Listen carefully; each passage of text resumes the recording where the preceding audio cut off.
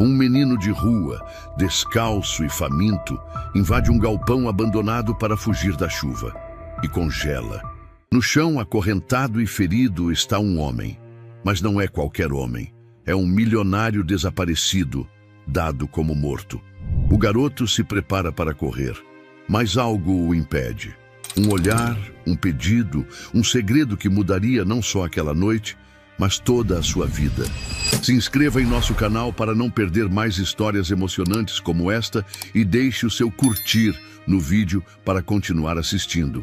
A chuva caía com violência incomum, castigando os telhados de zinco e transformando as vielas da cidade em córregos barrentos.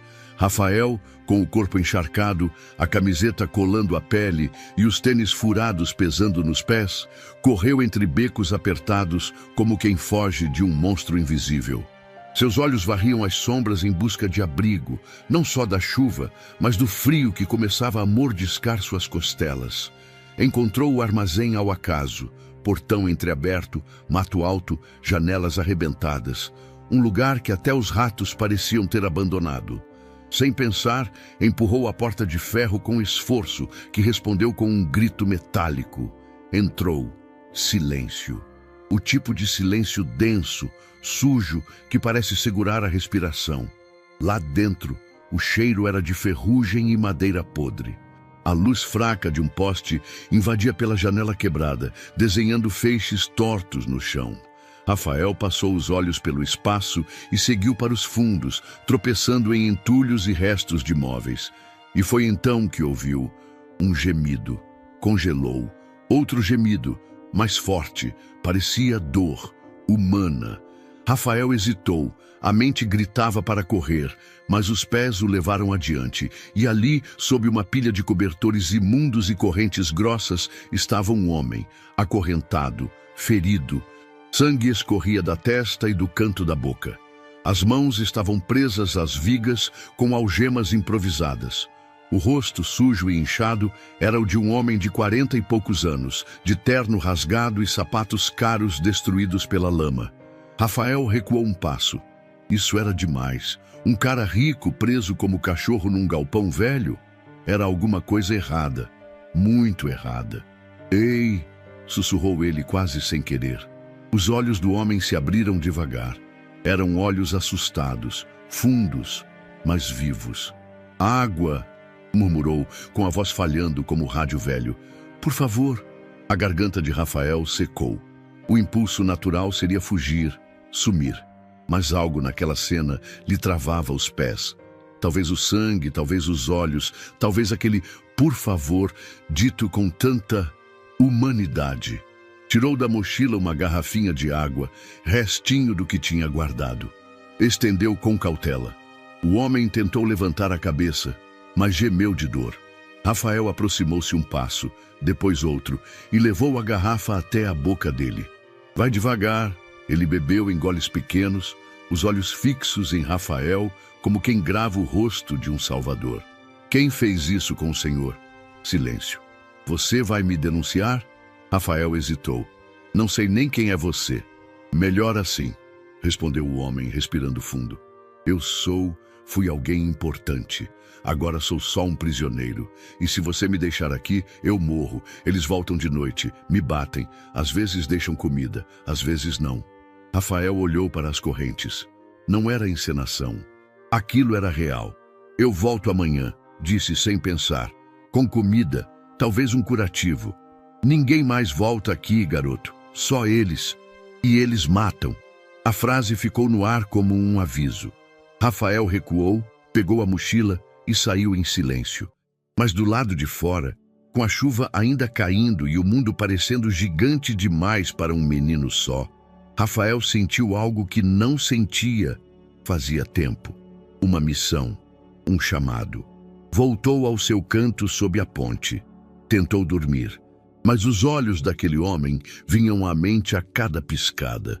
Aquilo era errado demais para ignorar. E de algum jeito inexplicável, sentia que se ficasse quieto, carregaria esse peso para sempre. Ao amanhecer, ainda encharcado de noite mal dormida, pegou 2 pães dormidos de um mercadinho e algumas gases roubadas do posto de saúde. e voltou ao galpão. Arthur, como o homem se apresentou, ainda estava vivo. Pior, mas vivo. Enquanto passava os curativos improvisados, Rafael ouviu mais. Descobriu que ele era um empresário do ramo de construção civil, dono de várias empreiteiras, discreto, sem família próxima, cercado por sócios ambiciosos. Sumira há semanas e ninguém parecia procurar. Me traíram, disse Arthur com a voz embargada. Me tiraram tudo, estão me matando aos poucos. Rafael engoliu em seco, conhecia traições. A rua era uma escola disso. Mas ver um homem feito, destruído por gente próxima, doía diferente. Ficou mais uma hora ouvindo, alimentando-o com pedaços de pão. Depois saiu correndo, sentindo algo novo, raiva. Naquela noite dormiu pensando em planos. Roubou um celular velho, descobriu quem era Arthur e entendeu o tamanho do problema e do risco. Mas não importava, já estava envolvido, já tinha escolhido. A partir daquele momento, Rafael, o menino invisível, tinha um segredo e um propósito. O sol nascente queimava a névoa que ainda pairava sobre o asfalto frio. Rafael acordou com um tranco no estômago. A fome era velha, conhecida, mas aquela manhã trazia algo novo, inquietação. Ele tinha deixado alguém para trás. A mente repassava a cena do galpão como um filme riscado. O sangue seco, as correntes, o rosto machucado. Arthur, era esse o nome, um nome de novela ou de empresário rico. Mas ali, preso, parecia só mais um dos tantos que o mundo esqueceu. Rafael levantou de seu ninho de papelão sob a ponte e espreguiçou o corpo dolorido. Tinha dormido mal, sem cobertor, com ratos correndo perto demais. O céu ameaçava chuva de novo. Hoje não, murmurou, puxando o capuz para cobrir os cabelos embaraçados. Vasculhou uma lixeira próxima e achou meio sanduíche ainda embrulhado. Pegou. No mercadinho da esquina, o segurança já o conhecia, com desconfiança e olhos frios. Rafael não podia comprar, então pegava o que podia quando ninguém via. Um pacote pequeno de biscoito hoje foi o bastante, mas em vez de comer, guardou. Não sabia bem por quê. Ou melhor, sabia. A escolha já tinha sido feita. Ele só não queria admitir. Caminhou até uma fonte pública, lavou o rosto e os braços. Depois subiu a ladeira que levava ao galpão. Por dentro, o coração batia acelerado. E se Arthur tivesse morrido? E se tivessem levado o corpo? E se estivessem esperando por ele? Chegando perto, parou atrás de uma árvore. Observou por longos minutos. Nenhum movimento. Apenas o vento batendo nas chapas de metal do telhado. Entrou com passos leves. Lá estava ele, ainda vivo. Dormia ou talvez apenas desmaiado de dor. O rosto estava mais pálido, os lábios rachados. Rafael se aproximou em silêncio, sentou no chão e abriu os biscoitos. Comeu um, depois ofereceu outro. "Ei, acorda aí", disse sem tocar. Arthur gemeu, os olhos se abrindo devagar. "Voltou. Falei que voltava. Trouxe um lanchinho. Não é muito, mas já ajuda." O homem mastigou com dificuldade. Rafael aproveitou para molhar um pano e limpar a testa dele. As crostas de sangue soltavam com cuidado. O pano ficou marrom escuro. "Você não devia voltar aqui", murmurou Arthur. "E deixar o senhor morrer? Eu sou o problema. Você tem mais o que fazer." "E o que seria isso? Voltar a dormir no chão e disputar comida com pombo?" Arthur sorriu, mas foi um sorriso triste. "Quantos anos você tem?" 12. "Eu acho. E ninguém vai sentir sua falta?" Rafael abaixou o olhar. "Não." O silêncio que se seguiu foi pesado, mas não desconfortável. Era o tipo de silêncio que só dois abandonados conseguem dividir sem estranheza. As horas passaram. Rafael contou um pouco sobre a rua, sobre o menino que desapareceu semana passada, sobre uma moça que dava sopa uma vez por semana, sobre o dia em que quase foi atropelado por um ônibus e ninguém parou. Arthur escutava tudo com olhos fixos. "E você, antes disso tudo?" perguntou Rafael. Arthur virou o rosto para o teto. "Eu era rico. muito rico, sócio de 3 empreiteiras.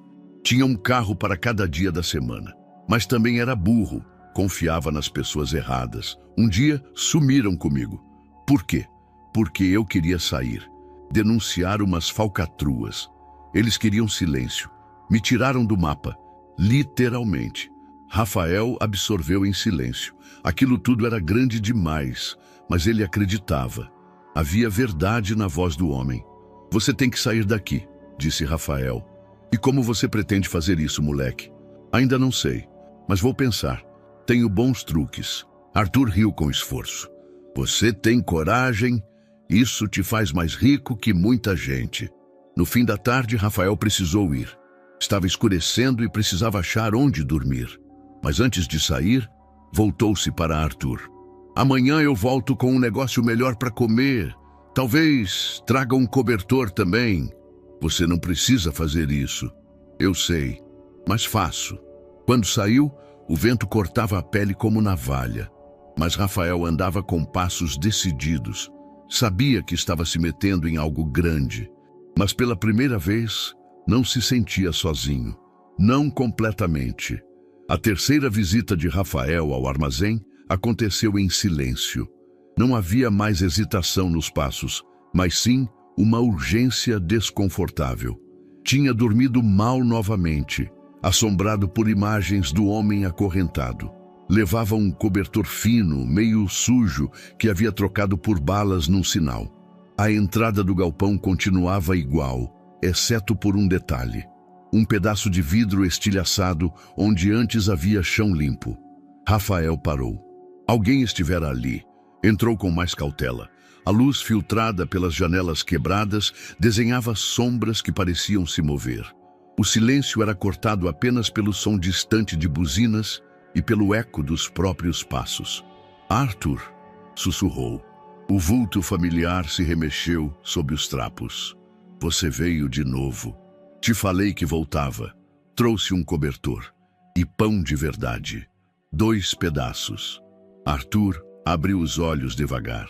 Parecia ainda mais magro, os olhos fundos e a barba desgrenhada formando manchas escuras no rosto pálido. Agradeceu com um leve aceno de cabeça e recebeu o pão como se fosse um banquete.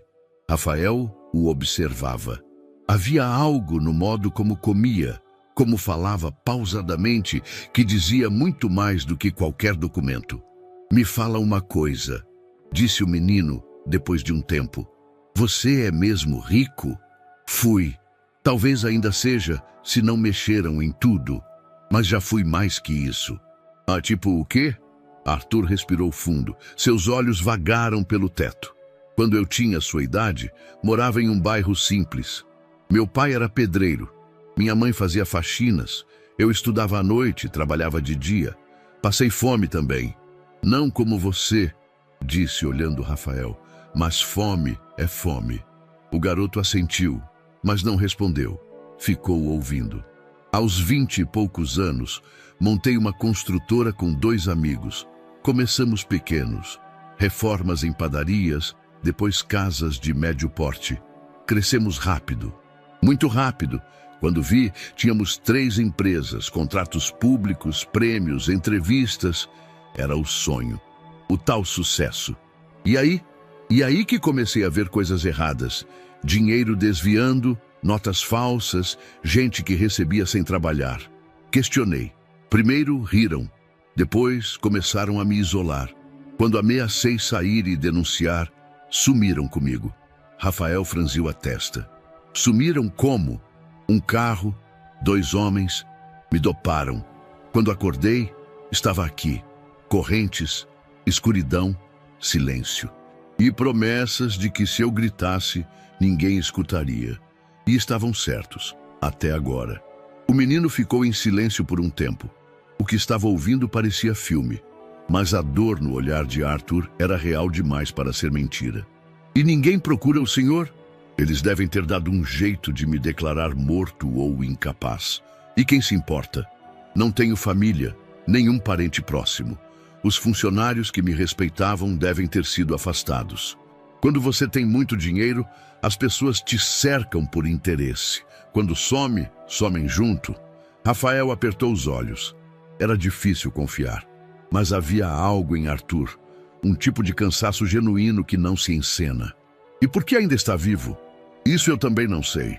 Às vezes penso que estão esperando alguma coisa, talvez tentar arrancar mais assinaturas, talvez só estejam se divertindo. O silêncio voltou. Rafael se levantou, foi até uma das janelas e espiou a rua. Por que isso agora? Barulho, carro. Acho que alguém passou devagar demais. Arthur fechou os olhos. Eles costumam vir à noite, 1 ou 2 vezes por semana. Me batem, às vezes jogam comida, mas ultimamente só tem deixado silêncio. Rafael sentiu um arrepio na espinha. Aquilo era mais sombrio do que esperava. Não era só um resgate, era um risco. Voltou para perto de Arthur. Eu ainda não entendi. Por que confiar em mim? Podia ser alguém deles. Você voltou, mais de uma vez. E me deu pão, não perguntas. Rafael mordeu o lábio inferior. Ele não era um herói, nunca quis ser, mas também nunca vira alguém olhar para ele com tanto respeito silencioso, nem quando pedia esmola. Ficaram horas ali. Rafael ouviu sobre contratos milionários, sobre viagens que Arthur fez, sobre os sócios gananciosos e os jantares onde já não se sentia bem-vindo. Eles mudaram, disse ele, ou talvez eu tenha mudado primeiro. E o que o senhor quer agora? Sobreviver. E hesitou. Justiça. Justiça é para quem tem advogado ou coragem. Quando Rafael foi embora naquele fim de tarde, o céu estava tingido de laranja. As mãos sujas enfiadas nos bolsos, os pensamentos embaralhados. Caminhava pelas ruas sujas da cidade, cruzando com pessoas que não sabiam nem que ele existia. Mas agora ele sabia de alguém. E isso mudava tudo. A manhã chegou fria, com o céu coberto por nuvens pesadas e o ar úmido cortando como faca. Rafael caminhava pelas ruas com os olhos baixos e os ouvidos atentos. Os carros passavam apressados, indiferentes ao menino de mochila puída que seguia em direção ao que agora chamava de a missão. Tinha conseguido, no fim da noite anterior, um pouco de sabão e um pedaço de pano limpo. Também tinha guardado uma barra de cereal que ganhara de uma senhora na porta da padaria. Não era muito, mas era o melhor que tinha. Quando chegou ao galpão, algo não parecia certo. A porta, que sempre rangia alto ao ser empurrada, já estava entreaberta. Não muito, apenas alguns centímetros, mas era suficiente para despertar um alarme mudo dentro dele. Parou. Observou ao redor. Nada. Nem vozes, nem carros, nem passos. Mas o silêncio parecia mais denso do que nos outros dias, como se algo tivesse sido arrancado do lugar. Rafael empurrou a porta com extremo cuidado, respirando baixo, atento a cada ruído. A entrada estava escura. Ele deu alguns passos lentos até os fundos, onde sabia que Arthur costumava estar, e então viu rastros, marcas vermelhas e escuras no chão, como garras arrastadas, pedaços de vidro espalhados, uma viga caída, a lateral de uma das paredes suja com algo que só podia ser sangue seco, e um sapato, de couro caro, jogado no canto. O coração disparou. Rafael correu. Encontrou Arthur caído sobre o próprio corpo, respirando com dificuldade. As correntes ainda presas aos pulsos, mas frouxas. A camisa estava rasgada, o rosto coberto por novos hematomas. Arthur! O homem não respondeu de imediato. Gemeu algo inaudível, quase sem abrir os olhos. Rafael ajoelhou-se ao lado dele e passou o pano no rosto inchado. O que aconteceu? Demorou para obter resposta. Arthur sussurrou com voz falha. Eles vieram noite passada, riram, um deles me chutou. Gravaram com o celular. Rafael sentiu uma mistura de náusea e raiva. Não era só espancamento. Era humilhação. Um espetáculo para quem tem o poder de esconder a dor atrás de paredes altas e risadas abafadas. Você sangrou muito. Achei que dessa vez não ia acordar. E por que não levaram você? Arthur fechou os olhos. Por que matar rápido?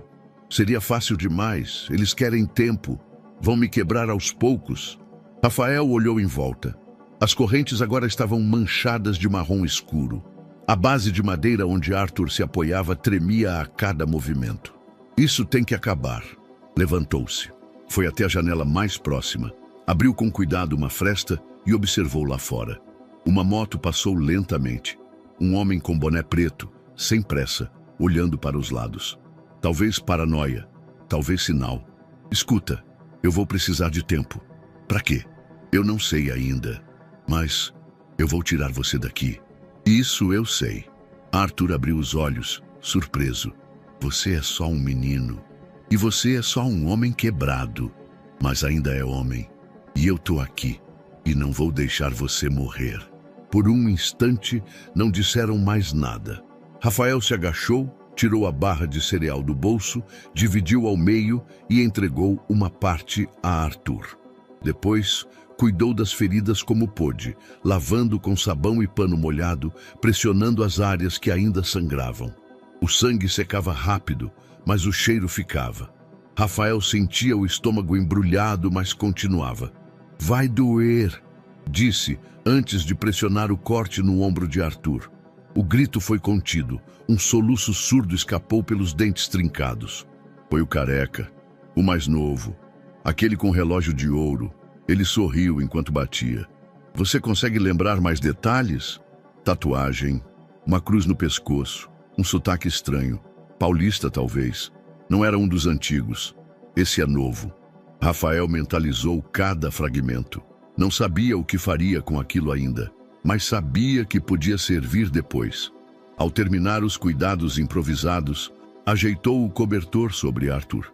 Mesmo que fino, era mais do que nada. Eu volto amanhã, talvez com algo melhor. Eu vou dar um jeito. Se eles voltarem hoje... Rafael hesitou. Não vão, hoje tá com cara de descanso. Eles são covardes. Vêm só quando sabem que ninguém vai ver. Arthur riu brevemente, um riso seco. Eu devia te proteger, moleque. Mas é você quem tá me salvando.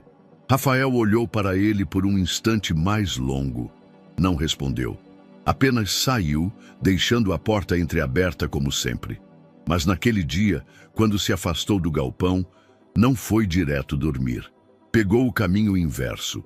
Subiu pelas ruas em direção à avenida nobre da cidade. Ia observar, ia entender como os ricos se moviam. Onde poderiam estar aqueles homens que batiam em silêncio, mas usavam Rolex no pulso. Ia descobrir o mundo de Arthur, nem que fosse olhando pelas vitrines. O dia amanheceu abafado, com o céu coberto por nuvens baixas e o ar carregado de eletricidade. Rafael acordou com o som agudo de sirenes ao longe. Algo comum nos bairros em que se escondia, mas havia algo diferente naquela manhã. Era como se o som não fosse apenas fundo de cidade, mas um aviso pessoal. Ele se levantou devagar, esticando as pernas doloridas do colchão improvisado, feito de caixas de papelão e cobertores úmidos. A barriga roncava. Tinha comido pouco no dia anterior e agora precisava pensar em onde conseguir algo. E rápido. Ainda mais porque pretendia visitar Arthur antes do meio-dia. Caminhava entre os becos quando notou os primeiros sinais. 2 viaturas paradas a poucos metros do velho armazém. 2 homens de farda conversavam com um rapaz que vendia balas no sinal. Rafael estacou. Seus pés travaram no chão como raízes de árvore. Procurando quem? Sussurrou para si mesmo, sem desviar os olhos da cena. Não ousou se aproximar. Pegou o caminho lateral, dando a volta pela rua de trás. Enquanto andava, percebeu outra coisa. Cartazes colados nos postes. A princípio, achou que fosse mais um de propaganda de circo ou campanha eleitoral velha. Mas ao passar por um deles, parou. Seu coração disparou. Era uma foto do rosto de Arthur, mais limpo, mais saudável, mais inconfundível. Desaparecido. Arthur Oliveira Diniz. Qualquer informação ligue 0800. Rafael deu 2 passos para trás, como se o papel pudesse saltar e agarrá-lo. Então ele tá mesmo sumido. A ficha caiu ali, Tudo o que Arthur havia dito, os negócios, os sócios, o sequestro, era verdade. Não havia exagero, nem delírio. E agora, a polícia estava envolvida. Mas havia um detalhe que Rafael ainda não sabia. Por que estavam tão perto? E por que tanta movimentação agora? A resposta chegou na forma de um susto. Enquanto andava entre os barracos mais ao norte do bairro, Rafael viu uma pequena aglomeração em frente à televisão de uma padaria. Uma TV velha, instalada no alto, transmitia um programa sensacionalista. A legenda piscava em letras vermelhas.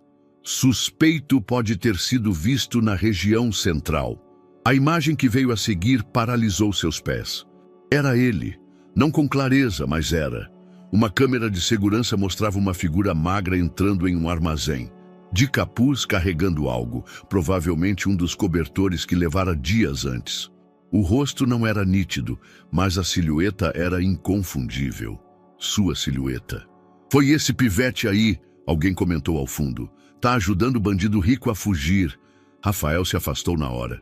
O coração batia descompassado. Agora fazia sentido. A polícia estava ali não só por Arthur. Estavam procurando ele também. Talvez não soubessem seu nome, mas sabiam que havia um menino envolvido. Correu, escondeu-se num estacionamento abandonado e respirou com dificuldade. Tentava entender o que fazer. Fugir? Sumir? Deixar tudo para trás? Mas a imagem do rosto de Arthur, deformado, voltava com força. Lembrava das palavras, se você me deixar aqui, eu morro. Droga. Respirou fundo. Precisava pensar. Se estava na mira da polícia, não podia mais andar pelas mesmas ruas.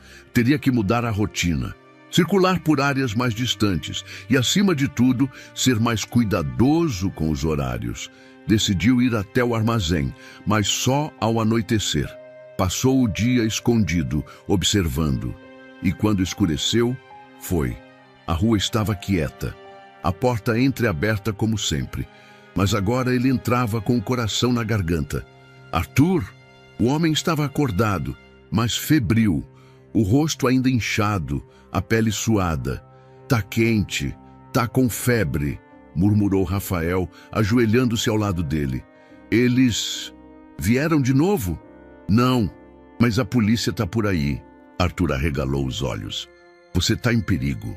Nós dois estamos. Mas você apareceu na TV. E eu também. Meio borrado, mas fui eu.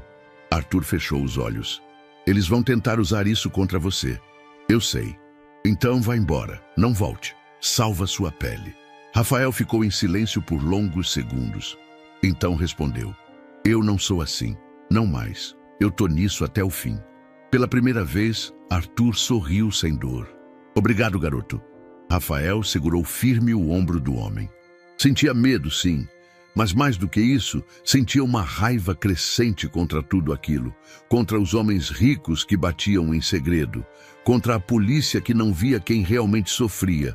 Contra um mundo onde ninguém acreditava num menino que só queria ajudar. Ia achar um jeito. Mas agora tinha que se esconder melhor e pensar rápido. O galpão cheirava a ferro oxidado e suor estagnado. Lá fora, a madrugada já virava manhã. E o silêncio do mundo contrastava com a tempestade interna que Rafael carregava no peito. Ele não dormira. As imagens da televisão, a presença das viaturas e o rosto cada vez mais frágil de Arthur o perseguiam como um filme de terror contínuo. Não havia mais tempo. Precisavam agir. Quando chegou ao esconderijo, Arthur mal conseguia abrir os olhos. Suava frio, a respiração entrecortada.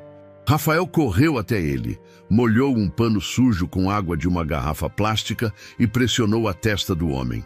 Você precisa me dizer quem pode te ajudar. Alguém confiável, alguém que não faz parte desse circo sujo. Arthur piscou lentamente, como se cada movimento do rosto exigisse esforço. Murmurou com a voz rouca. Marcelo Vasconcelos.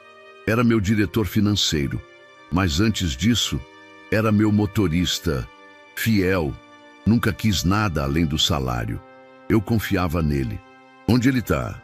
Morava no Jardim das Azaleias, última casa da rua do IP amarelo. Portão verde, cachorro grande. Deve ainda estar lá. Rafael puxou a mochila e anotou os detalhes em um pedaço de papelão com carvão. Sabia que teria que memorizar, mas escrever dava a sensação de controle, e controle era o que mais precisava agora. Ele pode confiar em mim? Arthur sorriu de leve. Se ele ver esse colar, apontou para uma corrente fina em seu pescoço, quase escondida pela sujeira.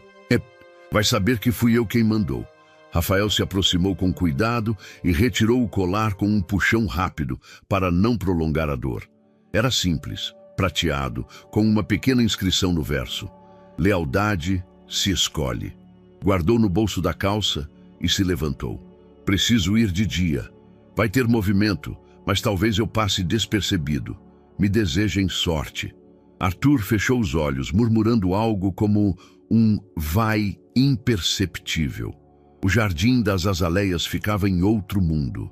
Rafael atravessou a cidade inteira a pé, cortando por vielas, trilhas no mato e descidas escorregadias de barranco. Não podia arriscar ônibus. Câmeras, polícia, olhares atentos. Sua imagem estava nas ruas agora. Qualquer passo em falso poderia arruiná-lo. O bairro apareceu após 3 horas de caminhada. Era como se a cidade tivesse mudado de país. As calçadas eram limpas, os muros altos, as ruas arborizadas e os carros pareciam ter saído de revistas. A rua do Ipê Amarelo era exatamente como Arthur descrevera. Longa, silenciosa, com casas que exalavam dinheiro, e ao fim dela, um portão verde. Rafael ficou parado do outro lado da rua, observando. A casa era grande, mas não exagerada. Telhado de cerâmica, janelas amplas. Um cachorro lateu alto dentro do terreno. Um pastor alemão. Estava alerta, e isso complicava tudo. Rafael sabia que não podia tocar o interfone, nem bater palma. Se fosse visto, tudo poderia desandar. Então esperou. Passaram-se minutos longos, como horas, até que uma oportunidade apareceu. Um jardineiro abriu o portão para sair com um carrinho de ferramentas. Rafael avançou na mesma hora, escorregando para dentro do terreno, escondendo-se atrás de uma árvore ornamental. Coração disparado, mãos suadas. Observou por uma fresta entre os arbustos. Lá dentro, na parte lateral da casa, viu um homem de cabelo grisalho, vestindo roupas simples, limpando o vidro de uma caminhonete com calma. Era ele? Precisava de confirmação. Tinha que deixar algo, um sinal. Mas como? Tirou o colar do bolso e, junto a ele, uma folha de caderno velha onde escreveu, a mão trêmula: ele está vivo, precisa de ajuda. Se você ainda é leal, vai saber o que fazer. Confie no colar. Assinou apenas: o garoto. Dobrou o papel, prendeu com o colar embaixo de um vaso decorativo da varanda. Saiu do mesmo jeito que entrou, silencioso como sombra. Não olhou para trás. Na volta, já era fim de tarde. Rafael cortou caminho por ruas desconhecidas, evitando qualquer movimentação maior. O sol estava se escondendo quando chegou ao galpão. Arthur ainda respirava com dificuldade, mas o rosto parecia menos tenso. Rafael molhou os lábios dele com um restinho de suco que conseguira num mercadinho. Deixei o recado. Com o colar, espero que ele entenda. Arthur não respondeu, mas apertou com esforço a mão de Rafael. Não sabiam se funcionaria, mas, pela primeira vez em dias, havia esperança. E isso, para 2 homens quebrados, um velho e um menino, já era muita coisa. A escuridão parecia mais espessa no jardim das azaleias. As luzes dos postes criavam sombras longas e traiçoeiras entre as árvores bem cuidadas e os muros altos. Rafael, com o capuz puxado até as sobrancelhas, observava a casa de portão verde novamente. Havia voltado. Dessa vez, não bastava apenas deixar um bilhete. Ele precisava de algo mais direto, uma pista real, algo que confirmasse a mensagem de forma inegável. O colar já tinha sido entregue, mas e se não fosse notado? E se Marcelo estivesse desconfiado, hesitante? Ele tinha pensado nisso durante toda a noite anterior, deitado no chão duro do armazém ao lado de um Arthur cada vez mais frágil. E agora não havia espaço para dúvidas. O plano era simples, mas arriscado: entrar na casa, encontrar algo pessoal de Arthur e esconder ali a mensagem, dentro de um livro talvez, ou entre papéis antigos. Algo que um homem atento como Marcelo encontraria. Esperou até as luzes da varanda se apagarem. Meia-noite. O cão latia de forma mais espaçada agora, provavelmente cansado ou sedado. A movimentação na rua era nula. Nenhum carro passava. Rafael escalou parte do muro lateral com agilidade surpreendente. Os meses nas ruas o haviam tornado rápido, silencioso, quase invisível. Saltou para o jardim e correu até a lateral da casa, onde havia observado uma janela entreaberta na noite anterior. Subiu numa mureta, agarrou o parapeito e entrou com o corpo magro por entre as cortinas. Caiu de leve sobre um tapete grosso e gelado. Estava dentro. A casa cheirava a madeira antiga, verniz e perfume masculino. O silêncio era absoluto. Apenas o tic-tac de um relógio de parede marcava o tempo em batidas secas.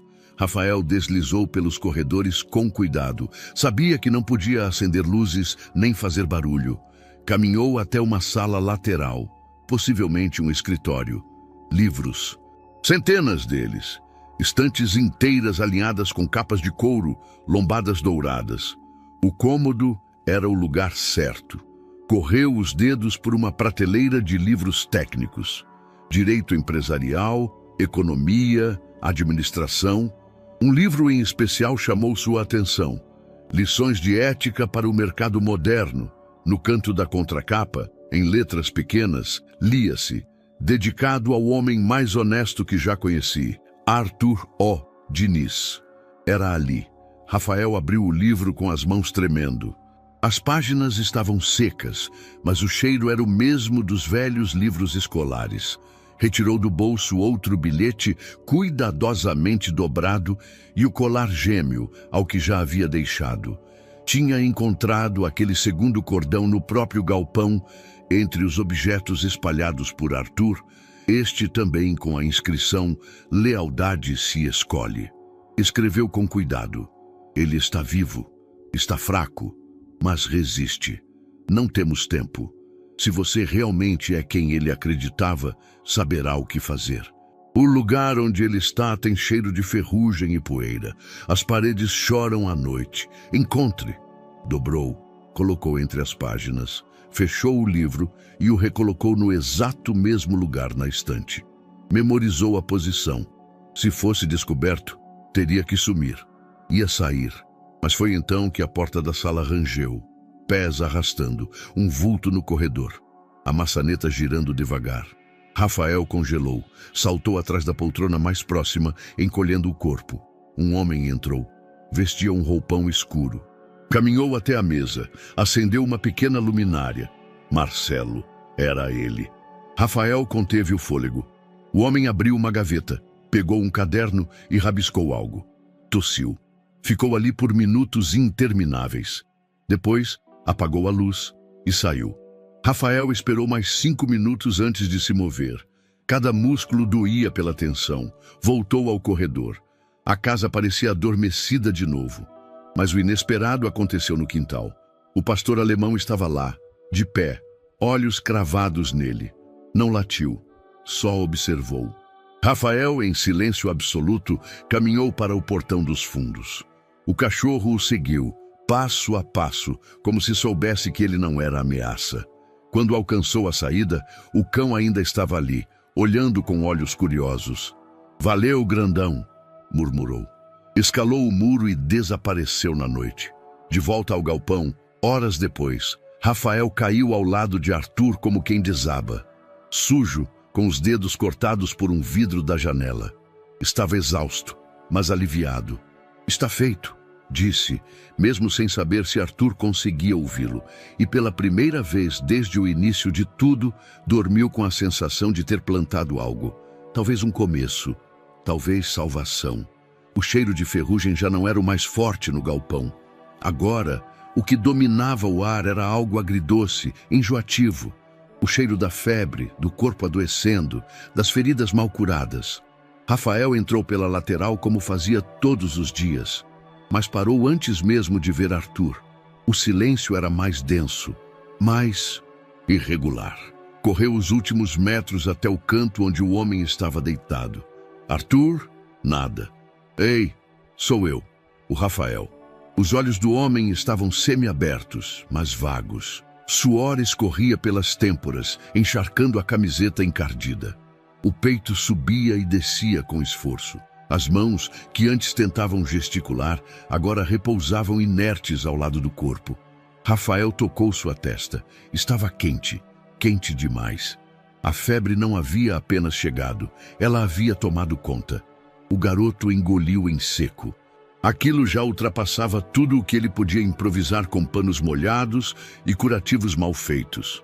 Precisava de remédios, de antibióticos, de qualquer coisa que baixasse aquela temperatura. Levantou-se num pulo, correu até a saída do galpão e desapareceu nas ruas. A farmácia pública do bairro abria às 8. Ele sabia.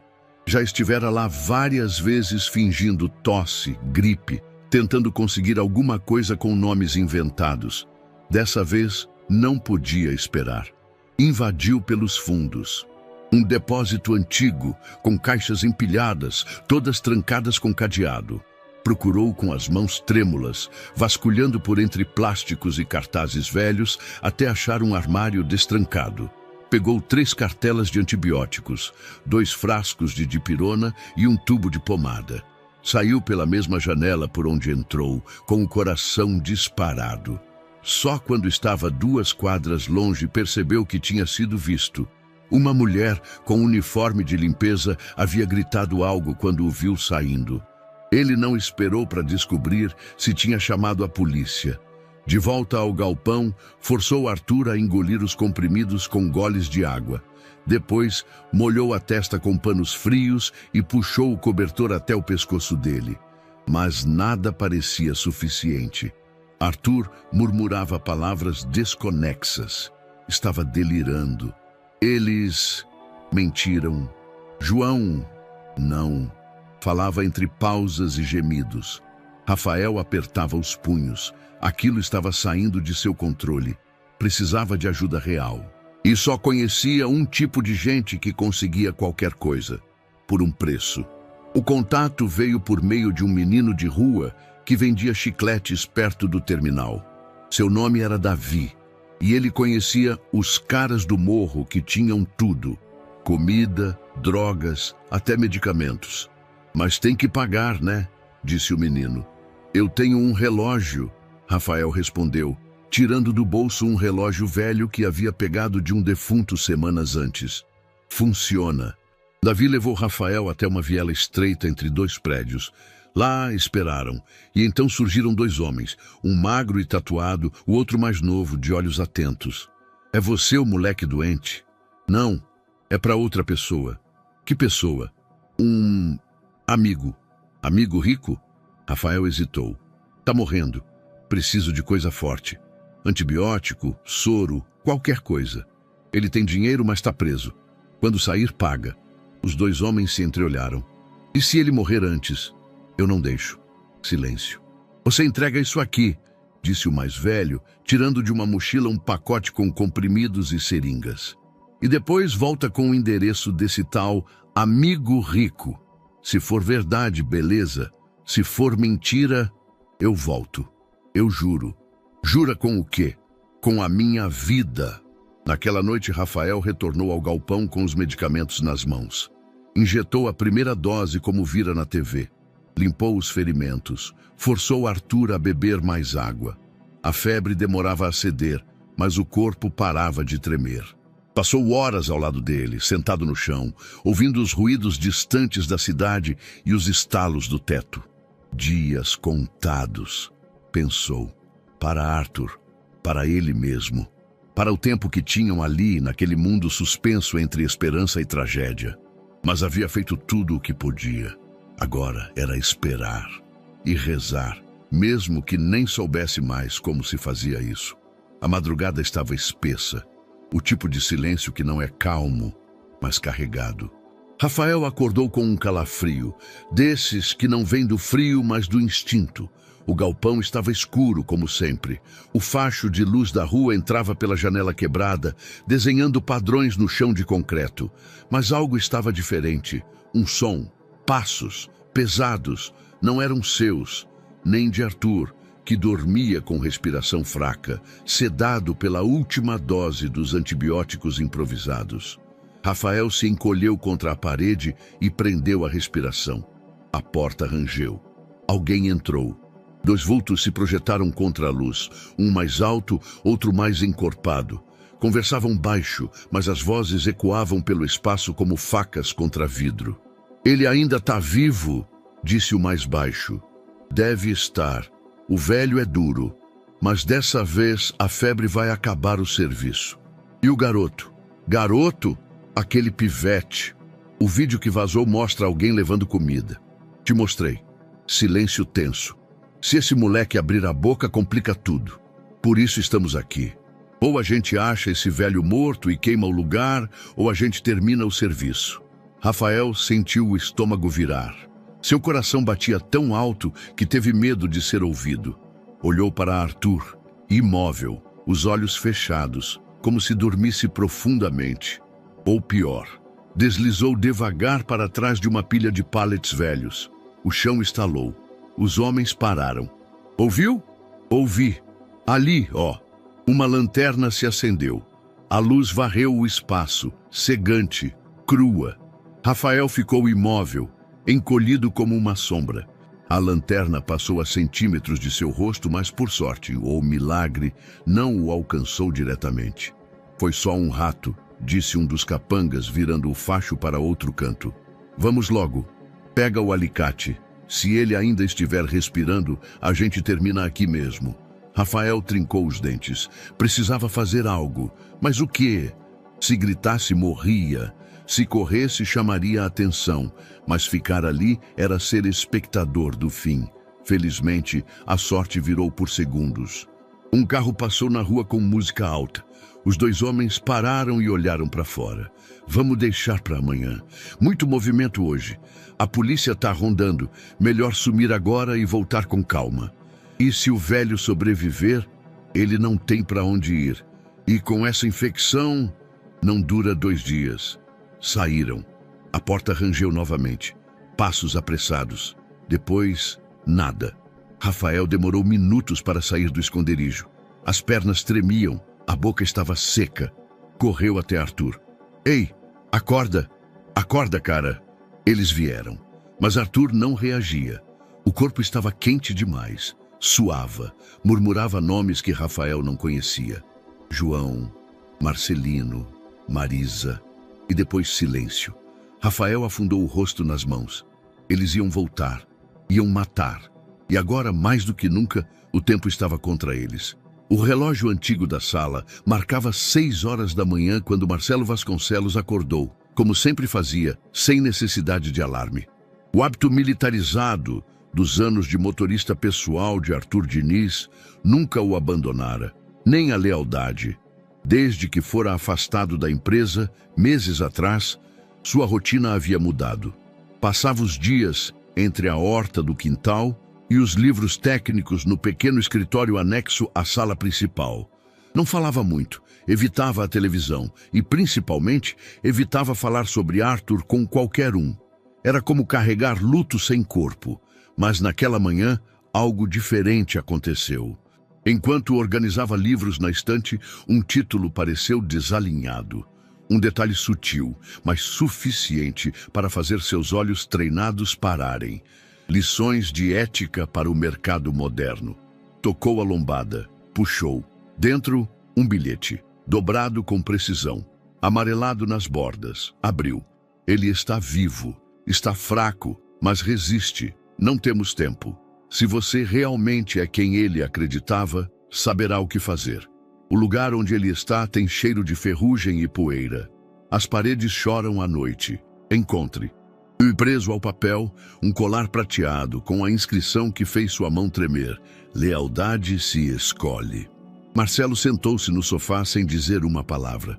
O tempo parou. Ele releu o bilhete 3 vezes antes de se mover novamente. O que era impossível, de repente, fazia sentido. Arthur estava vivo. Durante os dias seguintes, Marcelo não dormiu direito. Releu cada notícia que falava sobre o desaparecimento. Observou atentamente os vídeos divulgados, congelando quadros. Analisou o vulto do menino entrando em um armazém, carregando o que parecia ser um cobertor. O vídeo era ruim, mas a intenção era clara. Alguém, um garoto, estava cuidando dele. E alguém estava tentando enterrá-lo vivo. Marcelo sabia como o sistema funcionava. Era discreto, mas conhecia caminhos. Ligou para 3 pessoas, nenhuma diretamente ligada à empresa. Ex-militares, um técnico de segurança particular e uma mulher que fora sua colega de confiança durante a auditoria interna antes do seu afastamento. É um resgate? Perguntou um deles. É uma recuperação. De verdade, não de imagem. Ninguém pode saber. Nem imprensa, nem polícia. Ainda não. E se for armadilha? Não é. Não explicou por quê. O colar falava mais alto do que qualquer relatório. Na garagem, Marcelo verificou sua caminhonete. Estava com combustível, maletas de primeiros socorros e uma pasta preta com documentos, caso precisassem sair rápido. A equipe se reuniu na noite seguinte. 3 carros, sem identificação, roupas neutras, comunicadores discretos. O plano era simples: rastrear possíveis galpões industriais abandonados no raio de 10 quilômetros da região central. Com base no bilhete, cheiro de ferrugem e poeira, paredes que choram, ele sabia que buscava um local antigo, com infiltrações, provavelmente no cinturão decadente entre o centro e a zona leste. O primeiro dia foi frustrante. Vasculharam 7 locais, todos vazios. No segundo, encontraram um ponto suspeito: o antigo depósito do mercado municipal, desativado há 3 anos. Um segurança que passava por lá comentou com um dos investigadores: às vezes vejo umas sombras lá dentro, mas nunca mexo. Dizem que é mal assombrado. Marcelo anotou o endereço. Naquela noite, enquanto ajustava os equipamentos de escuta, Marcelo abriu novamente o bilhete, passou os dedos sobre a caligrafia. Jovem, tensa, mas firme. E o detalhe mais importante: escrita com carvão, improvisada, feita por alguém sem acesso à caneta ou papel decente. Um menino, um sobrevivente e, pelo que parecia, um herói invisível. Sorriu, mas foi um sorriso breve. Ainda havia muito pela frente. E se estivesse certo, cada segundo agora era decisivo. O galpão parecia respirar com eles. Cada ruído da estrutura antiga, o estalo da madeira, o rangido das vigas, o assovio do vento entre as janelas quebradas, se misturava com os sons curtos e contidos da respiração de Arthur. Rafael ajeitou o cobertor sobre ele, mesmo sabendo que o tecido mal retinha o frio. Estava exausto, mas alerta. Desde a invasão, não dormia mais do que cochilos breves, com a mão no bolso onde guardava um pedaço de cano de ferro. Uma defesa ridícula, mas era o que tinha. Eles vão voltar, não vão? Perguntou. Arthur demorou a responder. Os olhos estavam fundos, mas lúcidos. Vão. Não gostam de deixar pontas soltas. Rafael se sentou ao lado dele, encostado na parede. A luz da rua iluminava parcialmente o rosto dos dois, criando sombras alongadas nas paredes sujas. Você tem medo de morrer? Soltou a pergunta, direto. Arthur sorriu de leve. Já tive. Agora, acho que tenho mais medo de morrer sem fazer algo que valha a pena. Tipo, o quê? Tipo te tirar daqui? Rafael abaixou o olhar. Sentiu o peso da frase como um abraço que nunca recebera. Por quê? Porque você fez o que ninguém faria por mim. E porque eu vi no teu olhar o que vi no meu muitos anos atrás. Fome, mas não só de comida. Fome de vida. Ficaram em silêncio por um momento. A noite parecia segurar o fôlego junto com eles. Eu também já tive medo, disse Rafael por fim, mas me acostumei. Quando você passa a vida dormindo com um olho aberto, o medo vira parte do corpo. Arthur virou o rosto, encarando-o com esforço. Você nunca teve ninguém? Tive uma mulher por um tempo. Não era minha mãe. Me deixava trancado em casa. Um dia saí e não voltei mais. Desde então sou só eu. Até agora. Rafael hesitou. Até agora. Mais tarde, Arthur pediu que ele se aproximasse. A voz estava mais fraca, mais firme. Quero te contar uma coisa. Promete não rir? Se for engraçado, eu rio. Mas com respeito. Arthur riu fraco. Quando eu era moleque, vendia bala no sinal. Igual você. Um dia, um senhor me deu um livro. Chamava O Velho e o Mar. Nunca tinha lido nada. Nem sabia ler direito. Mas li, palavrinha por palavrinha. Me ensinou a não desistir, mesmo que o mar jogue contra. Eu já ouvi falar. Tem um peixe, né? Tem. E um velho teimoso. Igual eu. Você não é tão velho assim. Obrigado pela mentira, respondeu sorrindo.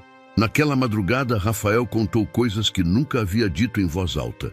Falou do amigo que sumiu numa noite de chuva. Da menina que vendia flores e desapareceu depois de aceitar carona. Dos adultos que olhavam sem ver. E dos que viam demais. Arthur escutava sem interromper. E quando Rafael terminou, disse: quando tudo isso acabar, porque vai acabar, eu quero mudar sua vida. Não só com teto e comida, mas com o que você quiser ser. E se você morrer, então você muda a minha. Continua. Vive por dois. Rafael balançou a cabeça, sentindo os olhos queimarem. Eu não sou bom com promessas, mas é bom com coragem. E isso vale mais. O céu começava a clarear quando Arthur adormeceu. Rafael ficou ali, vigiando a porta, os sons da rua, o destino. Sentia que era a última noite. E de algum jeito estranho, não sentia medo. Sentia força. O amanhecer ainda pintava o céu de cinza quando os primeiros faróis invadiram a penumbra do galpão. Rafael, acordado, ouviu o som antes de ver. Pneus esmagando cascalho, motores desligados abruptamente, portas batendo com firmeza. 3 carros. Nenhuma sirene. Isso não era polícia. Pulou de pé e correu até Arthur, que dormia profundamente, a respiração mais regular depois das doses improvisadas de antibiótico dos dias anteriores. Acorda, eles estão aqui, sussurrou, sacudindo o ombro do homem. Arthur gemeu, sem forças para abrir os olhos. O menino correu até o canto onde guardava a barra de ferro e voltou com ela na mão. Não era coragem, era desespero. Ouviu passos do lado de fora, pelo menos 4 pares, rápidos, direcionados. A porta da frente foi chutada. Rápido, vem com a lanterna, gritou uma voz abafada. A luz cortou a escuridão como uma navalha. Rafael se escondeu atrás da estrutura de ferro que usava como guarda-roupa. O coração batia alto. Os capangas entraram com armas curtas nas mãos, táticos, como se soubessem exatamente onde estavam. O velho tá aí, achei ele. Rafael pulou instintivamente de trás da pilha e gritou: não toquem nele. Um dos homens virou-se de surpresa. O impacto da cena, um garoto raquítico segurando uma barra de ferro, fez com que hesitasse por meio segundo. Foi o tempo de Rafael atacar. A barra atingiu o joelho do homem com um baque seco. Ele caiu com um grito, disparando a arma acidentalmente contra o teto. Os outros capangas se viraram na hora. Pega o moleque! Rafael correu em direção à lateral do galpão. Um tiro passou raspando por uma pilastra.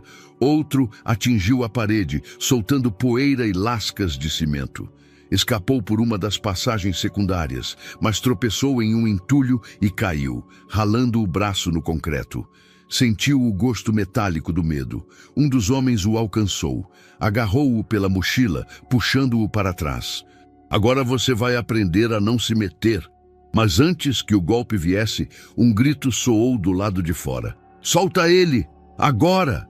3 homens armados e vestidos de preto invadiram o galpão pela entrada lateral. Marcelo vinha na frente, com uma pistola apontada direto para o peito do capanga que segurava Rafael. "Tá maluco?" disse o criminoso. "Quem é você?" "Alguém que sabe atirar melhor que você." O capanga hesitou. Marcelo atirou, não para matar, um disparo seco no ombro. O homem caiu com um grito. Os outros dois fugiram imediatamente. "Vamos!" gritou Marcelo. "Pega ele!" Dois dos aliados correram até Arthur e o colocaram em uma maca dobrável. Rafael, ensanguentado, levantou-se cambaleando, o braço latejando. "Você é o Marcelo?" "Sim, e você é o moleque mais corajoso que eu já conheci. Vamos sair daqui." A fuga foi rápida. O grupo entrou nos carros e sumiu pela estrada enquanto o céu clareava completamente. Dentro da caminhonete, Rafael segurava a mão de Arthur, ainda inconsciente, com os olhos marejados. O som da sirene de uma ambulância no rádio da equipe marcava o fim de algo. Ou o começo. Mas o que importava, ali, naquele momento, era simples. Estavam vivos. Por enquanto. Rafael acordou com um susto. O teto era branco. Branco de verdade. Limpo. Sem mofo. Sem rachaduras. Sem sombras ameaçadoras. Havia silêncio. Não o tipo de silêncio carregado de tensão das noites no galpão, mas um silêncio acolchoado, como o de um casulo. O ar tinha cheiro de limpeza, e havia algo sob seu corpo, um colchão macio. Sentou-se de súbito. Estava em um quarto, real, de verdade, com paredes claras, móveis de madeira, uma cortina translúcida balançando suavemente com o vento da manhã. Do lado da cama, uma mesa com um copo d'água, uma tigela de frutas e um bilhete. "Você está seguro. Arthur está se recuperando. Descanse." A.M. Rafael olhou ao redor como quem encara uma miragem. Os braços ainda doíam, especialmente o ombro, que agora tinha um curativo bem feito. O corte na testa também estava coberto com gaze fresca. Não sentia cheiro de sangue ou ferrugem. Sentia cheiro de sabão. Saltou da cama com os pés descalços e andou até a porta que estava entreaberta. No corredor, passos suaves, vozes ao longe. Ninguém gritando, ninguém correndo, ninguém o empurrando. Uma mulher apareceu, cabelos grisalhos presos em coque, jaleco branco. "Bom dia, Rafael. Eu sou a doutora Clara. Você acordou rápido. Isso é bom." "Onde eu tô?" "Em uma ala privada de um hospital discreto. Tudo sob controle. Não se preocupe." Rafael recuou. "Eu não posso pagar isso." Ela sorriu com delicadeza. "Não vai precisar. Arthur já cuidou disso." Durante os dias seguintes, Rafael viveu como num sonho. Dormia em cama limpa. Comia 4 vezes por dia. Era visitado por médicos, enfermeiros, psicólogos. Recebeu roupas novas, sapatos do tamanho certo. Mas nada disso o deixava à vontade. Sentia-se uma peça fora do tabuleiro. Nas primeiras refeições, mal conseguia terminar o prato. Não por falta de apetite, mas por desconforto. Era como se cada garfada roubasse algo que não lhe pertencia. "Eu não devia estar aqui", murmurava quando ficava sozinho. Certa tarde, Marcelo entrou no quarto. Estava de camisa azul e expressão serena. "Posso?" Rafael assentiu, encolhido no sofá. "Arthur tá bem? Está se recuperando. Ainda cansado, mas consciente. Pergunta de você toda hora. Ele não devia se preocupar comigo." "Por quê?" Rafael deu de ombros. "Eu não sou nada, só um menino da rua. Trouxe problema para ele." Marcelo sentou-se à frente. "Você trouxe esperança. Se não fosse por você, ele estaria morto." "Mas eu..." "Rafael", interrompeu Marcelo com firmeza, mas sem dureza. "Você tem o direito de não confiar nisso. Mas a verdade é que pela primeira vez na vida, você tem uma chance real. E ninguém aqui vai tirar isso de você." Silêncio. Rafael olhou pela janela. Lá fora, pássaros pousavam em um jardim bem cuidado. Era uma paz tão estranha que doía. "Eu não sei como viver assim", confessou. "Sem medo, sem correr. Vai aprender." Na noite daquele dia, Rafael foi conduzido até o quarto onde Arthur estava internado. O homem estava pálido, mas sorria. "Olha quem veio me visitar", disse a voz rouca, mas viva. Rafael se aproximou, hesitante. "Você me deu um susto", completou. "Achei que você ia morrer. Achei a mesma coisa sobre você." Arthur riu, depois tossiu. "Mas parece que ainda temos alguma coisa para fazer nesse mundo, não é?" Rafael apertou a mão dele. "Eu não sei se mereço tudo isso." "Merece, sim. E vai entender isso com o tempo." Ficaram ali por alguns minutos, sem dizer muito. Só respirando o mesmo ar. Limpo, seguro, possível. Era o começo de uma nova vida. Mas para Rafael, ainda era como aprender a andar outra vez. Com sapatos novos, caminhos lisos e a estranha sensação de que agora ele não estava mais sozinho. Os dias seguintes correram como um rio calmo, mas Rafael ainda andava como quem espera a próxima pedra no caminho. Arthur se recuperava lentamente, mas com firmeza. Já andava pelos corredores, apoiado em uma bengala temporária, e conversava com os médicos como se nada tivesse acontecido. Mas cada vez que olhava para Rafael, seus olhos diziam outra coisa. Uma urgência silenciosa, uma decisão amadurecida no meio do caos. Certa manhã, quando o sol ainda batia tímido nas janelas do hospital privado, Arthur chamou Rafael para caminhar com ele no pequeno jardim lateral. "Vem cá, garoto, quero te mostrar um negócio." Rafael foi. Estava mais acostumado com o ambiente, mas ainda se sentia um intruso. Suas mãos ficavam tensas quando passava por alguém de jaleco. Ainda esperava instintivamente que alguém gritasse seu nome e o expulsasse dali. Sentaram-se em um banco de madeira. "Olha esse lugar", disse Arthur, apontando para as flores. "Quando era moleque, achava que só os ricos viam flores assim. Agora entendo que qualquer um pode plantar." Rafael não respondeu. Apenas observava. "E é por isso que quero te fazer uma proposta." O garoto virou o rosto com atenção. Arthur foi direto. "Quero te adotar." O mundo pareceu parar por um segundo. O som dos carros distantes sumiu. O cheiro das flores se apagou. Tudo o que Rafael sentiu foi um aperto seco no peito. "O quê?" "Legalmente, com todos os papéis, com tudo o que for preciso. Não porque você me salvou, mas porque eu quero te dar o que você nunca teve. Um lar, um nome, um lugar." Rafael ficou mudo. Os olhos não piscavam. "Não precisa decidir agora", continuou Arthur. "Só pense nisso. Pense como alguém que pode finalmente escolher." Mas Rafael não conseguiu dormir naquela noite. Uma proposta ecoava como um trovão dentro dele. Adotar? Ser filho de alguém? Tudo aquilo parecia uma armadilha emocional. Parecia bonito demais. Perigoso demais. No dia seguinte, Rafael sumiu. Passou a manhã andando pelas ruas próximas, mãos nos bolsos, cabeça baixa. Parou diante de uma praça, observando crianças brincando com seus pais. Riu, sozinho, ao perceber que nunca havia feito isso. Nem como criança, nem como adolescente. A vida sempre fora sobrevivência. Nunca pertencimento. Quando voltou, Arthur o esperava na varanda do quarto. "Achei que tivesse fugido. Pensei em fugir. E o que te fez voltar? Ainda tô tentando entender." Arthur se levantou com esforço e caminhou até ele. "Eu sei o que você pensa. Que pode ser abandonado de novo. Que isso é bom demais para ser verdade. Que é mais seguro ficar longe." Eu também pensava assim.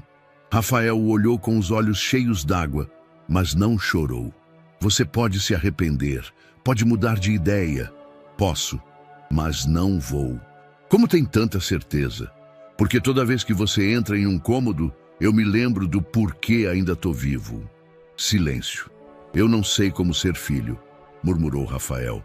"E eu não sei como ser pai. Mas a gente aprende junto." Na semana seguinte, os papéis foram assinados. Marcelo foi uma das testemunhas. A doutora Clara chorou discretamente. E Rafael, ao ver o próprio nome ao lado do de Arthur num documento oficial, sentiu algo se romper por dentro. Não era mais só um menino de rua. Era Rafael Diniz, filho de alguém. O portão da escola era maior do que muitos prédios onde Rafael já dormira. Pintado de branco impecável, ladeado por palmeiras altas, o Colégio São Francisco do Alto era uma daquelas instituições cujo nome bastava para abrir portas na vida adulta. Os alunos usavam uniforme alinhado, mochilas novas, tênis brancos de marca e andavam como se carregassem certezas nos bolsos. Rafael entrou com a mochila surrada, os tênis ainda meio gastos e o uniforme recém-comprado que parecia gritar: "Não pertenço a isso aqui." Logo nos primeiros minutos, sentiu os olhares. Não eram agressivos, mas carregavam aquela curiosidade mal disfarçada de julgamento, como quem vê um animal exótico em um museu. De onde saiu esse garoto? As conversas cessavam quando ele passava, e quando não cessavam, sussurravam: "É o adotado daquele milionário sumido. Falam que ele vivia na rua. Será que ele sabe ler?" Rafael apertava os punhos, mas não respondia. Sabia que gritar ou bater só reforçaria o estigma, e ele já estava cheio de estigmas. Na primeira aula de matemática, errou uma conta simples: risadinhas. No recreio, tentou se aproximar de um grupo de meninos no pátio. Eles o ignoraram como se fosse invisível. Na hora do almoço, comeu sozinho, no canto, como fazia nas ruas, mas agora rodeado de talheres, bandejas e barulho de celular. Foi na quarta-feira que ela apareceu. Professora Helena, turma do 8º ano, aula de história. Cabelos curtos, sorriso franco, voz firme. Não usava tom professoral. Falava como quem conversa. "Hoje a gente vai discutir algo diferente", disse, enquanto escrevia no quadro: "Justiça e desigualdade." Os alunos reviraram os olhos. Já esperavam textos longos e debates monótonos, mas não Rafael. Pela primeira vez, o tema parecia pessoal. "Quem aqui acha que o mundo é justo?" perguntou Helena. Algumas mãos tímidas se ergueram. "E quem acha que não é?" Rafael ergueu a dele. Alto, Helena sorriu. "Quer compartilhar por quê?" Rafael hesitou, mas respondeu: "Porque nas ruas ninguém se importa, nem com fome, nem com dor, só com aparência, igual aqui." O silêncio que se seguiu foi denso. Alguns riram nervosos, outros viraram o rosto, mas Helena assentiu com seriedade. "Obrigado pela honestidade. Isso é coragem. E é exatamente sobre isso que o direito tenta lidar. Não com justiça perfeita, mas com equilíbrio possível." Foi a primeira vez que Rafael ouviu aquela palavra com brilho: direito. Na aula seguinte, Helena distribuiu um trecho de um livro, O que é Justiça, de Hans Kelsen. Texto denso, complicado, mas com frases que grudaram na mente de Rafael. Justiça absoluta é um ideal. A lei é uma tentativa humana de se aproximar desse ideal. Aquilo ficou martelando. Na saída, Rafael esperou Helena no corredor. "Professora, tem como eu pegar esse livro emprestado?" Ela o observou por um instante.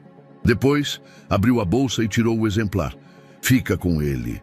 E se quiser conversar sobre o que leu, estarei por aqui." Rafael pegou o livro como quem segura um tesouro. "Obrigado." "Rafael, certo?"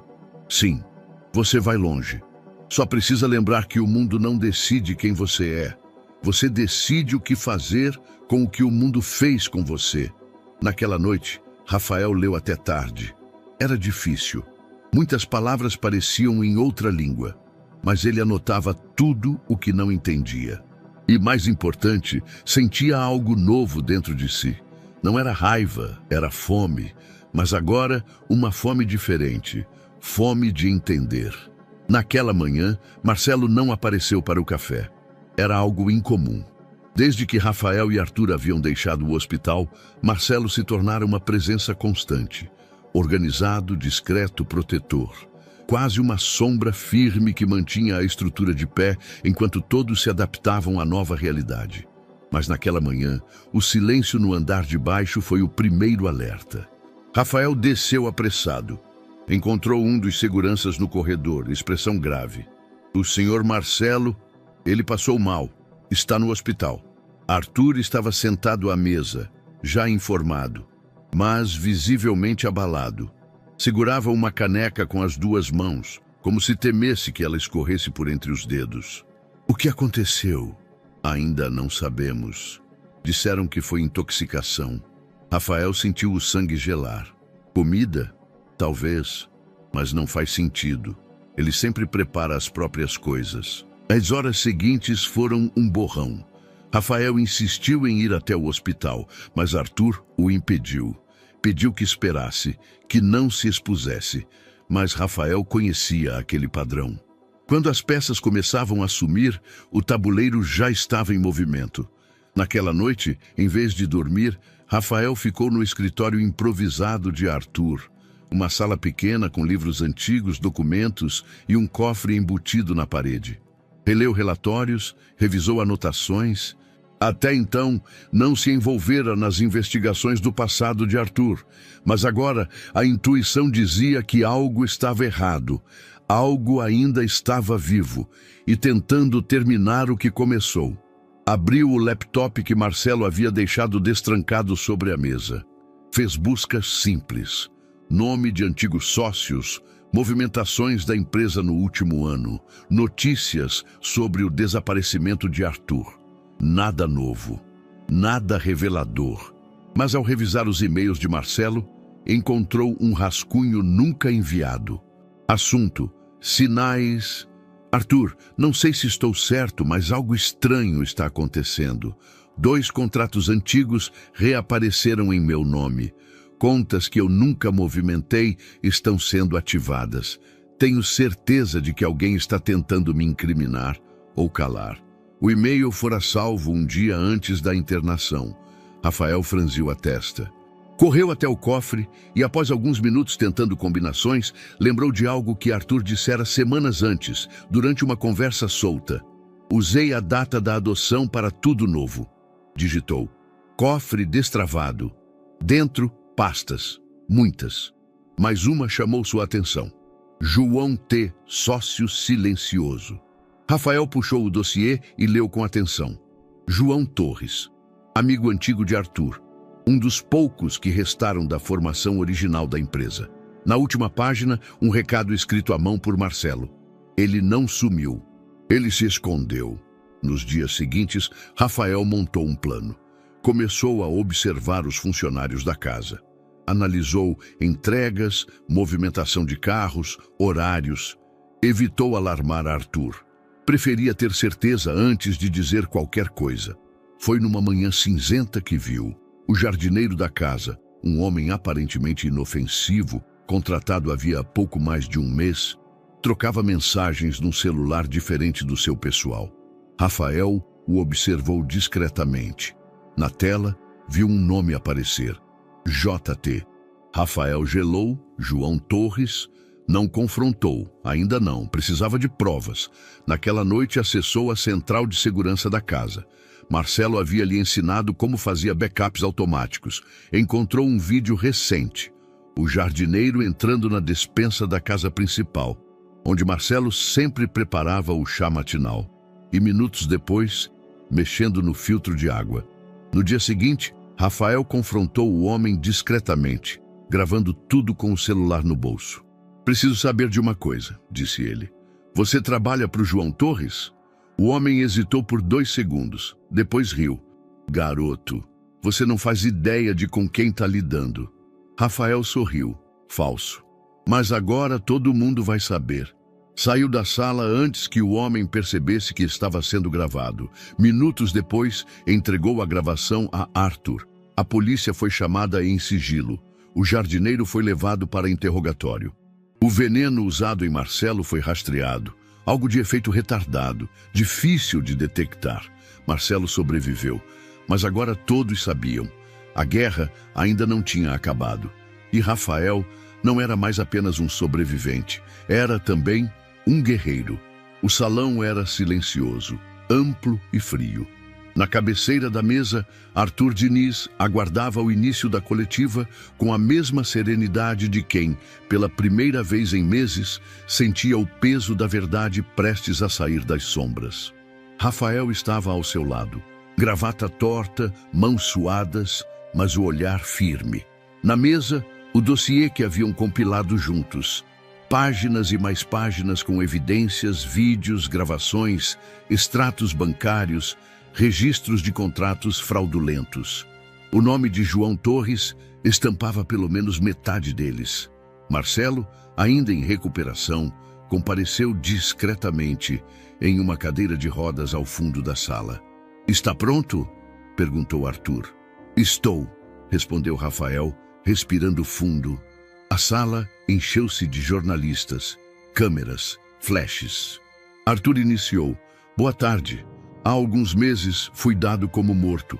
Fui acorrentado, espancado e abandonado para desaparecer como se nunca tivesse existido.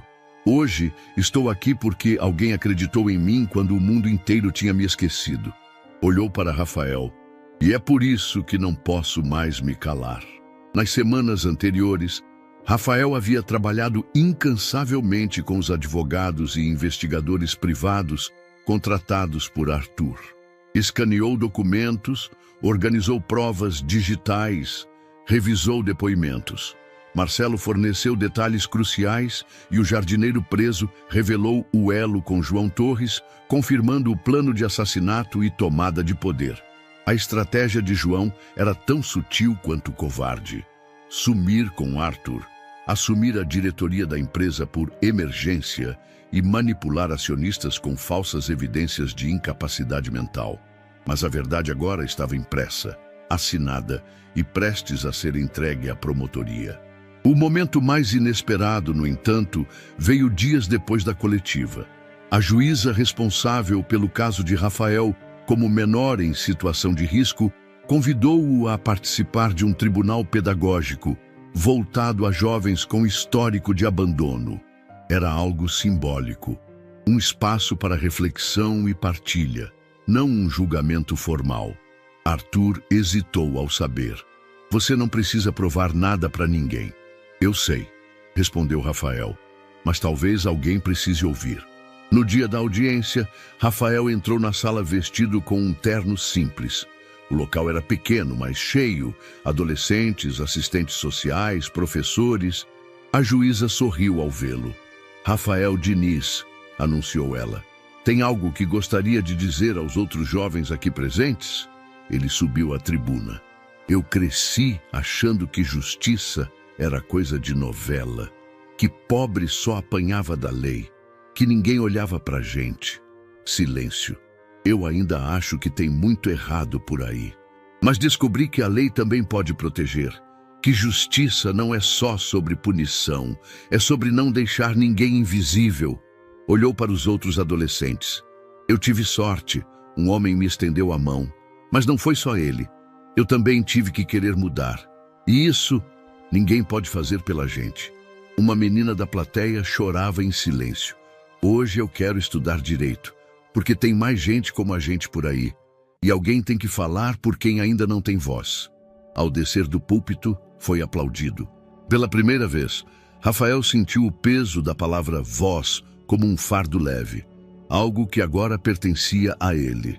Na saída, Arthur o esperava de braços cruzados, sorriso discreto. "O senhor está orgulhoso?" "Mais do que se eu tivesse ganho qualquer processo na vida." "Então tá." Caminharam juntos até o carro. Não disseram muito, mas sabiam que a justiça dessa vez estava à vista e que ainda havia muito a fazer. O auditório da universidade estava cheio, mas para Rafael, tudo parecia em câmera lenta. A música de formatura ecoava pelo salão. Os colegas em trajes impecáveis, os pais tirando fotos, os professores alinhados na mesa central. A cerimônia estava no auge. Mas para Rafael, o momento que importava era aquele papel dobrado dentro do envelope marrom. Seu diploma. "Rafael Diniz", anunciou o reitor. Ele se levantou. Caminhou devagar até o palco. Terno escuro, sapato simples, olhar firme. Ao fundo, Arthur levantou-se devagar, aplaudindo com orgulho contido.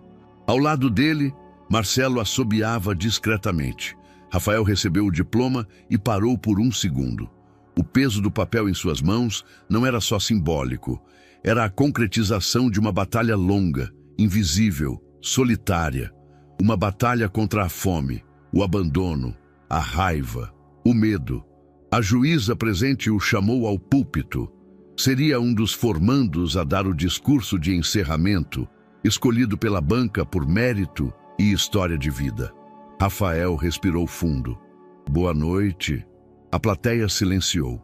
Eu cresci ouvindo que certas pessoas nunca passariam da calçada, que gente como eu só servia para encher os noticiários ruins. E por muito tempo eu acreditei nisso. Pausou. Mas um dia alguém me viu, de verdade, não como problema, não como ameaça. Me viu como ser humano. Olhou para Arthur. E quando alguém é visto como humano, ele começa a se lembrar que pode ser mais que dor, pode ser escolha. Os olhos de muitos na plateia estavam úmidos. Estar aqui hoje não é sobre ser especial. É sobre mostrar que a transformação existe e que ela começa pela empatia. A voz de Rafael não tremia. Se você está ouvindo isso e acha que sua dor é invisível, saiba, ela não é. E se você, como jurista, profissional do direito, juiz, promotor ou defensor, achar que sua caneta é só burocracia, lembre-se, sua assinatura pode mudar destinos, como mudaram o meu. Aplausos irromperam, professores de pé. Alguns colegas choravam. Arthur olhava com os olhos marejados, sem piscar. Após a cerimônia, Rafael foi cercado por estudantes, repórteres, docentes. Você vai prestar concurso? Vai para a defensoria? Ele sorria, sem pressa. Primeiro, vou voltar para casa. Tem uma fundação esperando por mim. Tem jovens que ainda acreditam que não têm chance. E eu tô aqui para provar que eles têm. Naquela noite, enquanto guardava o diploma com cuidado, Rafael olhou pela janela do quarto. Estava mais velho, mais forte, mais centrado. Mas ainda era o mesmo menino que, anos atrás, arrastou pão e água para um desconhecido acorrentado. E agora estava livre, pronto para libertar outros. O portão de ferro rangeu ao ser empurrado. Rafael entrou sem cerimônia. Camiseta simples, calça jeans, tênis gasto nas bordas. Olhou ao redor e respirou fundo. Aquilo ali era mais do que um prédio de 2 andares recém-reformado. Era o primeiro passo para algo que ele desejara durante anos sem conseguir nomear. Agora ele sabia. Raiz forte. Um lar para os que, como ele, não tinham a quem chamar de família. O lugar ficava em um bairro de transição, nem perigoso, nem nobre. O suficiente para que crianças em situação de rua pudessem chegar a pé, mas longe dos pontos de tráfico e das zonas de conflito. A fachada era pintada em tons neutros. Uma árvore pintada à mão ocupava a parede lateral, com galhos retorcidos e firmes, estendendo-se até perto do telhado. No tronco, palavras pequenas em tinta branca. Aqui, ninguém é invisível. Dentro, a ONG parecia um pequeno mundo. 4 quartos coletivos com beliches, salas de aula, uma biblioteca com estantes recicladas e um pátio com espaço para oficinas ao ar livre. Rafael insistiu que houvesse luz natural em todos os cômodos. Queria que os meninos e meninas vissem o céu. Queria que aprendessem a levantar o queixo. A abertura oficial foi modesta, nada de políticos ou câmeras, apenas um círculo de pessoas que sabiam o que aquele lugar significava. Arthur, Marcelo, a professora Helena, a juíza que acompanhou a trajetória de Rafael, alguns educadores e os primeiros jovens a pisarem ali, alguns assustados, outros curiosos, todos marcados pela vida. Este lugar não foi feito para parecer bonito, disse Rafael na pequena roda de apresentação. Foi feito para ser forte, como as raízes que seguram árvores, e às vezes como as raízes que quebram calçadas, risadas discretas. Ninguém aqui é projeto, ninguém é número. Vocês são gente. E vão ser tratados como gente. Uma garota franzina com o cabelo raspado levantou a mão. E se eu não sou boa em nada? Rafael pensou por um segundo, sorriu. Então a gente vai descobrir juntos no que você é boa, porque você é. Na semana seguinte vieram os primeiros. Silenciosos, sujos, desconfiados. O primeiro menino tinha 11 anos, chamava-se Danilo. Dormira numa caçamba de entulho na noite anterior. Depois dele vieram as irmãs gêmeas Clara e Clarice, de 14 anos, fugidas de uma casa abusiva. Um rapaz de 19 anos, Rafael, recebeu com abraço tímido Jonas, que havia sobrevivido nas ruas vendendo papelão e fugindo de aliciadores. Aqui tem regra, avisava Rafael, mas tem escuta também. Ninguém manda. A gente constrói. A primeira noite foi tensa. Quase ninguém dormiu direito. Alguns ficaram acordados olhando o teto, como quem espera a polícia bater a porta. Rafael também não dormiu. Sentou no corredor com uma lanterna e um livro de capa dura sobre os joelhos. Só foi para o quarto quando o céu já clareava. Uma tarde, quase um mês depois da inauguração, Rafael arrumava arquivos no pequeno escritório da sede quando ouviu uma voz que fez o estômago afundar. "Fala, doutorzinho." Virou-se. Era Jefinho. Mesmo gingado, mesmo sorriso largo, mas agora com os olhos mais fundos e as mãos trêmulas. Jefinho em carne, osso e dívida. "Me disseram que aqui tem comida e cama. Tô no lucro." Rafael levantou e o abraçou. "Que bom te ver vivo." "Também achei. Quase não deu. Tava no crack até mês passado. Saí da clínica faz 3 dias. Quer ficar? Só se não for para pregar sermão." Rafael sorriu.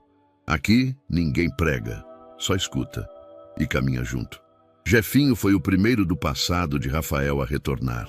Depois dele, outros rostos conhecidos começaram a surgir. Meninos com quem dividiu pão, que dormiram ao lado de bueiros, que correram de viaturas juntos. Alguns queriam ajuda, outros apenas ver se a lenda era real. "Você virou patrão, hein?" comentou um deles ao ver Rafael conduzindo uma roda de leitura. "Patrão não, só jardineiro, cuidando para a raiz crescer." Com o tempo, os projetos internos ganharam força, as oficinas se multiplicaram, percussão, grafite, teatro, escrita criativa, contação de histórias. Voluntários chegavam sem parar. Universitários vinham oferecer reforço escolar. Psicólogos conduziam terapias em grupo. Um advogado dava aulas de noções básicas de direitos civis. Aos poucos, os jovens começaram a acreditar, não em milagres, mas em si mesmos. Um garoto antes agressivo passou a escrever poemas. Uma menina retraída começou a desenhar. Um adolescente revoltado voltou à escola. E Rafael os conhecia pelo nome, um por um. Certa noite, durante uma assembleia interna, Rafael sentou-se com os residentes mais antigos. "A raiz forte é de vocês, então a gente vai decidir juntos o que fazer com ela daqui para frente. Eu só dei o empurrão." "Você salvou a gente", disse um deles. "Não, vocês se salvaram. Eu só lembrei que dava." Silêncio respeitoso. "E se alguém errar?" perguntou uma menina. "Vai ter espaço para recomeçar. Sempre." No aniversário de 1 ano da ONG, Rafael organizou uma roda de celebração. Chamou ex-residentes que estavam em novos empregos, outros que estudavam, alguns que agora eram voluntários. Muitos não conseguiram segurar o choro. Arthur, sentado em uma cadeira discreta, observava tudo com o olhar de quem viu uma árvore crescer de uma semente lançada na lama. "Você acha que vai durar?" perguntou Marcelo baixinho. "Vai, porque não depende só do Rafael, depende de cada um deles." Rafael se aproximou nesse instante e, sem ouvir a conversa, completou. "E porque a raiz agora está espalhada, e ninguém mais vai conseguir arrancar." Aquela noite terminou com música, comida simples e risadas. E Rafael, pela primeira vez em muito tempo, dormiu com o coração leve. Porque agora ele não carregava só sua própria história, carregava dezenas, e cada uma delas era uma raiz quebrando o concreto do abandono. O sol da tarde tingia o céu de dourado quando o carro parou diante do velho galpão. O tempo havia sido implacável com a estrutura. Janelas quebradas, paredes grafitadas, telhado parcialmente colapsado. Era difícil imaginar que, anos atrás, aquele lugar fora palco de um resgate desesperado e de um novo começo. Rafael saiu primeiro, os sapatos pisando com cuidado o chão irregular, agora tomado por folhas secas e silêncio. Arthur desceu logo depois, apoiado numa bengala elegante, mas caminhando com dignidade. "Faz quanto tempo mesmo?" perguntou ele, a voz baixa, quase reverente. 10 anos, respondeu Rafael. "Quase uma vida inteira." O portão ainda estava torto, pendurado por um lado. Entraram sem resistência. O cheiro era diferente agora, ferrugem, mofo e abandono. Mas não havia mais medo naquele ar. Caminharam lado a lado, os passos ecoando no vazio. Pararam diante do canto onde antes Arthur estivera acorrentado. Rafael reconheceu o ponto exato. As marcas ainda estavam lá, em parte cobertas pela poeira do tempo. "Aqui", disse ele. Arthur se aproximou devagar. A corrente ainda pendia de uma viga, coberta de ferrugem, quebrada em um dos elos. Ele a segurou por um momento, depois soltou com um suspiro que misturava lembrança e libertação. "Eu achei que ia morrer aqui, e eu achei que ia morrer tentando te salvar." Silêncio, mas dessa vez era um silêncio diferente, um silêncio de paz. Sentaram-se em 2 blocos de cimento próximos. Rafael tirou uma garrafa de água da mochila e passou para Arthur. "Sabe por que eu quis voltar aqui? Para fechar o ciclo?" Rafael balançou a cabeça. "Para abrir outro. Eu percebi que a gente não pode esquecer de onde veio, não por trauma, mas por gratidão." "Gratidão? Se não fosse por esse lugar, eu não saberia o que é família." Arthur sorriu. "Nem eu." Ficaram em silêncio por mais alguns minutos, observando as sombras que se alongavam nas paredes quebradas. "É estranho", disse Arthur. "Eu odiei esse lugar, mas agora que voltei, ele parece menor. Não é o lugar que mudou. Foi você." Arthur olhou para Rafael. "E você?" "Eu aprendi que liberdade não é estar longe das correntes. É saber que você pode quebrá-las, se quiser." Arthur concordou. E então, com um esforço leve, se levantou. Rafael o acompanhou até o centro do galpão. Ambos olharam para o teto aberto, por onde a luz entrava suave, quase simbólica. Arthur então tirou do bolso um pequeno objeto embrulhado, um pedaço da corrente original, polido e preso a uma base de madeira. "Mandaram guardar isso para a perícia na época. Agora é seu." Rafael pegou o artefato com cuidado, observou-o em silêncio. "Obrigado." Na saída, o céu já estava cor de cobre. As folhas dançavam ao vento e o portão rangeu novamente ao ser empurrado. Antes de entrarem no carro, Rafael olhou uma última vez para trás. "A corrente quebrou", disse ele mais para si mesmo do que para Arthur. "Sim", respondeu Arthur, tocando-lhe o ombro. "E nunca mais se refaz." Rafael sorriu e juntos entraram no carro. Na estrada de volta, o rádio tocava baixo. Ao fundo, a cidade esperava. E naquele instante final, Rafael pensou em tudo o que viveu, em tudo o que enfrentaram, e sussurrou como se escrevesse o fim de um livro. A liberdade, afinal, é quando o amor se torna mais forte que o medo. E aí, o que você achou dessa história emocionante? Compartilhe sua opinião nos comentários. Adoraríamos saber o que você pensa. Não se esqueça de deixar seu curtir no vídeo para nos apoiar e se inscrever no canal. Nos vemos na próxima.